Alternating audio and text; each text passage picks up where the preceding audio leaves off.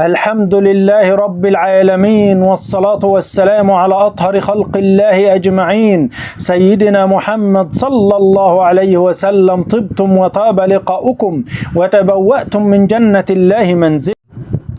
إذا رأت الفتاة العزباء ثعبان أسود وقامت بضربه علامة أنها ستتخلص من مشكلة الأيام القادمة والله أعلم. رؤية الثعبان الأسود في منام العزباء علامة أنها تتخذ قرارات سريعة في الحياة والله أعلم. رؤية الفتاة العزباء للثعبان الأسود علامة أنها تختار شريك الحياة بطريقة سريعة والله أعلم، فعليها الحذر. إذا رأى النائم ثعبان يقرصه فهي رؤية غير محمودة والله أعلم. إذا رأى الإنسان أن الثعبان يقرصه علامة على خسائر في الأموال كثيرة والله أعلم. من رأى في المنام أن الثعبان يلدغه علامة أن هناك عدو ينتصر على صاحب الرؤية. وإذا رأى النائم ثعابين صغيرة في المنام يشير على وجود أعداء يبغضون الرأي، ولكنهم أعداء غير أقوياء وضعفاء والله أعلم. إذا رأى الإنسان الثعبان الصغير علامة على العداوة والكراهية الكثيرة بين الأهل والأصدقاء والله أعلم. رؤية العزباء لثعبان صغير في المنام يشير على وجود حاقد لها أو شخصا منافق في حياتها والله أعلم. إذا رأت الفتاة العزباء الثعابين الصغيرة علامة على المشاكل بينها وبين أشقائها يعني إخوتها، يعني يدل رؤية الثعبان الصغير على الطفل الرضيع في حياة الرأي والله أعلم. ذبح الثعبان في المنام علامة على التخلص من المشاكل في الحياة.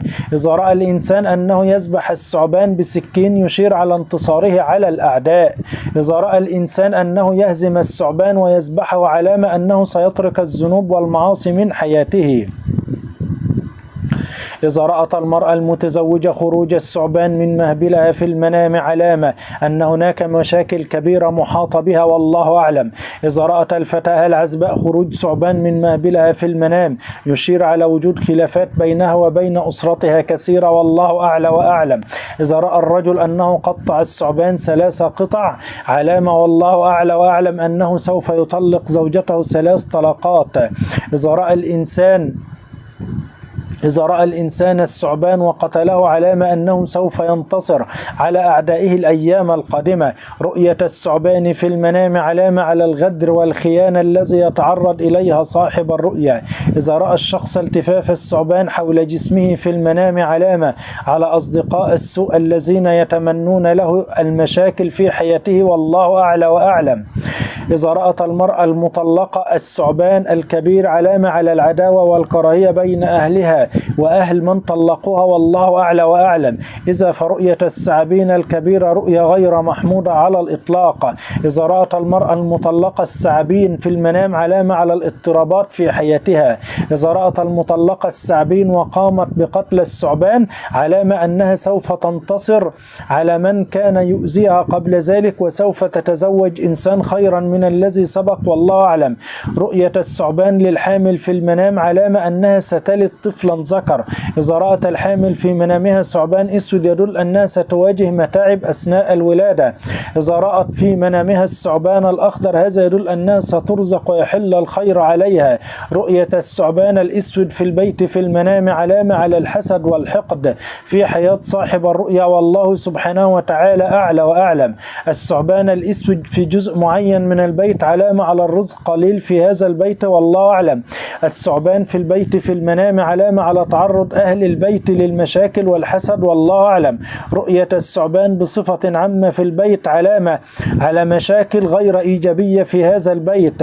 الثعبان الصغير في المنام علامة على عدو يمشي بالنميمة والله أعلم. تدل رؤية الثعابين الصغيرة على الكراهية، ولكن كراهية بسيطة بين الإخوان أو الأصدقاء والله أعلم. إذا رأى الشخص ثعابين صغيرة في منامه فهذا يدل على كثرة المشكلات في حياته الواقعية والله أعلى وأعلم. رؤية الثعبان الأبيض في المنام علامة على وجود شخص منافق في حياة الفتاة العزباء فعليها الحرص من ذلك والله أعلم. الثعبان الأبيض في منام الرأي علامة على الأعداء الذين يتربصون به والله أعلم.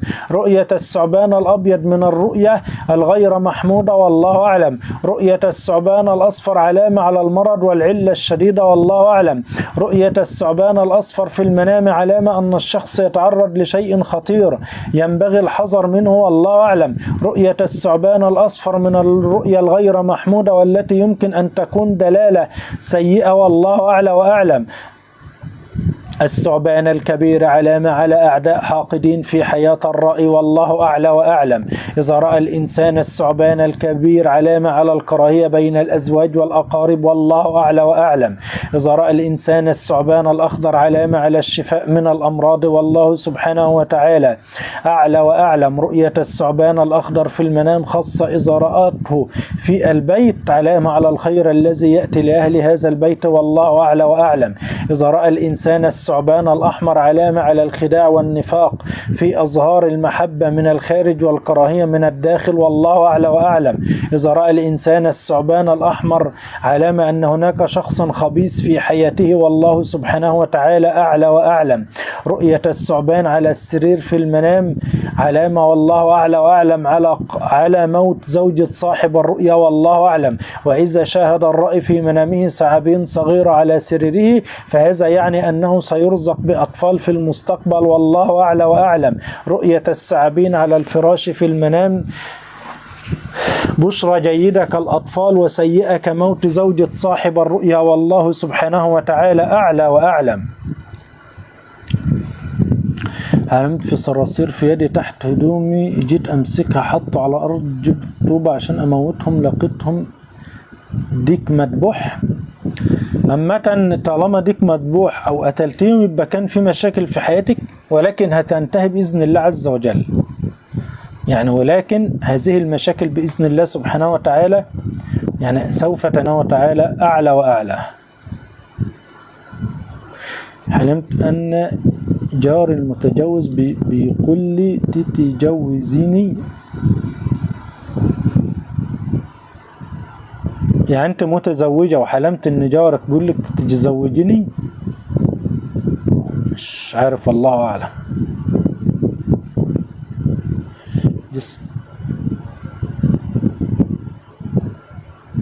لا يكتبوا لي أحسن، لسان الجست والحاجات دي ما بفهمش فيها قوي يعني. لا أنا بنت والله دي بقى لها تفسيرين. أنت بنت، لا إما هو عاوز يتجوزك وبيفكر في الزواج منك أو أنت اللي بتفكري عاوزة تتزوجيه يعني، بس والله أعلى وأعلم يعني. بس يعني لا تفسيرين. علمت أن لابسة فستان أحمر طويل وحجاب وحذاء وردي جديد مطلقة بها تتزوجي إنسان خيرا من الذي سبق والله أعلم. لو شفت اللي انت فستان أحمر طويل وحجاب وحذاء وردي جديد هتتزوجي إنسان خيرا من الذي سبق قبل ذلك والله أعلم. حلمت عجوز متوفية أعطت زوجتي ابن مسجون رأس خروف. حلمت أن عجوز متوفية أعطت زوجة ابن مسجون رأس خروف. يرغب من في دخول استضافة مش والله ما أنا عارف الاستضافة دي ازاي. أنا مش يعني بفتحه كده وبس يعني.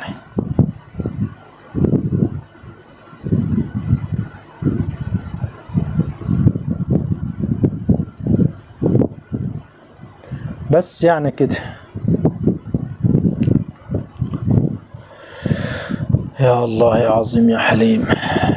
بس بتظهر حاجة. أيوة، جلست في فراش شخص غادر لم أعرفه وكان هناك مسدس أسود على الفراش وجلست أصبح مستحتا. يبقى في حد بيتربص بيكي. لو شفت اللي مسدس وجلست تحت الفراش في حد يعني بيتربص بيكي، فخلي بالك والله سبحانه وتعالى أعلى وأعلم.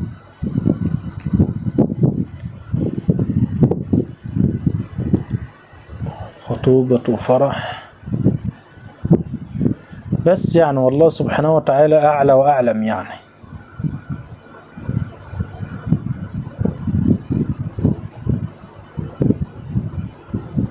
رأيت مخطوبة لشخص اسمه عامر ومتصور مع بنتي أنا أرملة، وكنت لا أتوقع أن أرتبط بهذا الشخص.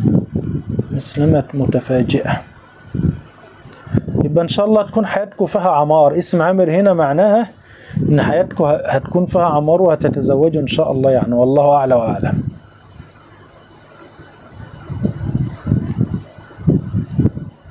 حلمت أننا وجدت فراش. لو حلمت انت بتعجنه والعجينه خمرت وبقت كويسه، علامه اللي في رزق واسع جاي لك، هيكون شغل او زواج او ميراث او حاجات من دي يعني. بس